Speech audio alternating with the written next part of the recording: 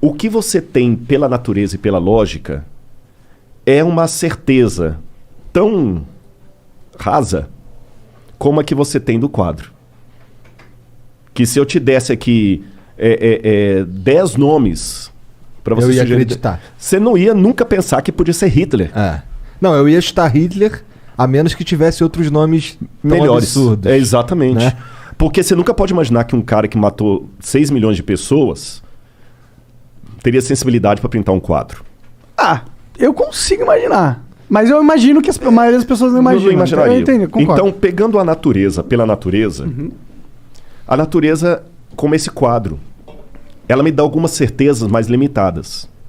Primeira certeza que a natureza me dá como quadro: existe um pintor. Mesmo que foi através de um algoritmo, mas teve alguém. O quadro me dá essa certeza. As tintas não iriam sozinhas para a tela formar uma coisa lógica. Esse quadro tem design, ele tem lógica. Mas aí você não está sendo ceticão, você está sendo... Não, tô sendo ceticão, você vai entender. Agora que vai entrar o cético.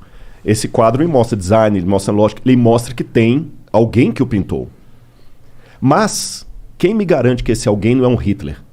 Porque o Hitler pintou esse quadro. Então, aí que vem ao lado do meu cético. Entendi.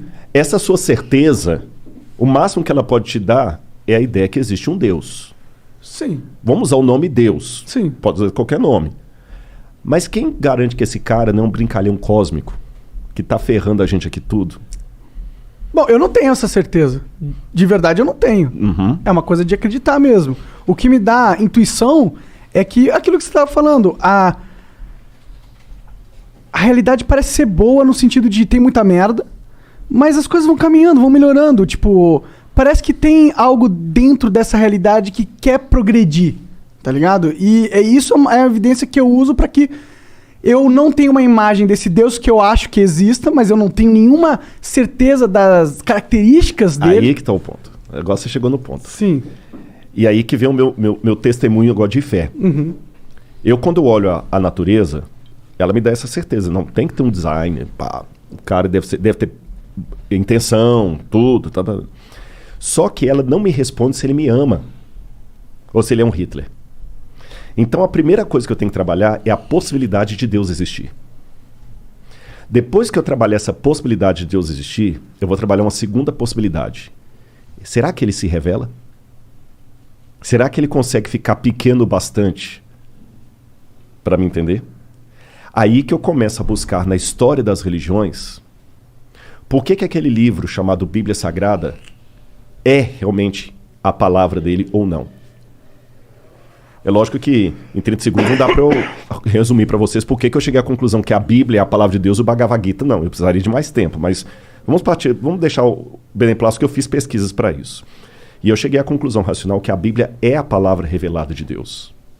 E essa palavra revelada de Deus, ela não me disse apenas informações sobre Deus. Ela me contou a história dele. E ao contar a história dele, aí vem todo aquele esquema que eu falei de Cristo na cruz, enviado e tudo, eu descobri a coisa mais linda que eu podia descobrir. Que Deus, ele responde à minha ansiedade contraditória. Vou explicar por quê. Se eu for pro lado do ateísmo, vamos abrir o jogo. O Fernando Pessoa dizia: o que é o ser humano senão um cadáver adiado que procria? E é isso que a gente é, você entendeu? É um corpo que faz sexo até morrer. Acabou. Por isso que muitos são da escola pessimista e tudo mais, porque a realidade é essa. Por mais que alguns queiram... Não, mas dá dentro do pessimismo para viver numa boa? Não dá, desculpa. Pode até ser que alguém conheceu, mas não dá. Não dá para viver numa boa. A sobriedade, ela te incomoda. Você saber que mais cedo ou mais tarde você vai morrer ou vai enterrar alguém que você ama. Pô, caramba, isso é muito dolorido.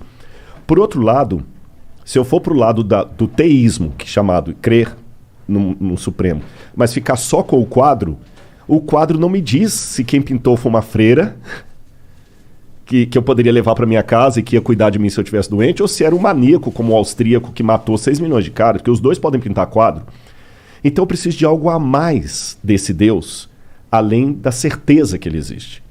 E esse algo a mais, ele vem de uma coisa que o Karl Rahner, que é um teólogo formidável, católico, morreu nos anos 70, Karl Rahner chamava de transcendental, existencial transcendental. O que é isso? Santo Agostinho dizia, existe um vazio com forma de Deus no coração humano. E nós nascemos com essa projeção para o transcendente. Se tem uma oração que até um ateu sinceramente pode fazer, é a seguinte: Senhor, que tu existas. Porque se ele existir, cara, é a melhor coisa que eu tenho para falar aqui para vocês. Se Deus de fato existir do modo como a Bíblia o revela, ou como ele se revela na Bíblia para corrigir, então fica tranquilo que ainda que você esteja morto, você viverá. Você está entendendo? Agora, eu tenho uma dificuldade aqui. Porque se Deus criou o universo, ele tem que ser muito maior do que o universo. Veja, ele não pode nem pensar, nem raciocinar. Ele sabe. Ele não raciocina. Ele é. Ele é. Ele nem existe. Que existere significa algo extraído de algo. Ele é. Ele é muito... Eu não tenho nem como imaginar Deus. Você está entendendo? Qualquer coisa que eu falar dele, eu vou falar do que ele não é. Porque o que ele é, ninguém sabe. Eu preciso desse Deus supremo para fazer sentido com a criação do universo e tudo que eu estou falando com você. Senão ele vai ser Odin, vai ser o pai de Thor.